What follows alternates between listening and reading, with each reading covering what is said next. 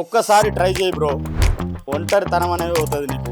ఎందుకు చెప్తున్నా అంటే చాలామంది పెళ్ళిళ్ళు కాక ఇబ్బంది పడుతున్నారు. నేను ఈరోజు మీకోసం వాల్మీకి బోయ క్యాస్ట్కి సంబంధించిన అమ్మాయిని తీసుకొచ్చిన. క్యాషినోబారి అమ్మాయిది. మరి ఈ అమ్మాయి డేట్ ఆఫ్ బర్త్ 9/3/1994. అమ్మాయి ఎత్తు 5'4" ఉంటారు.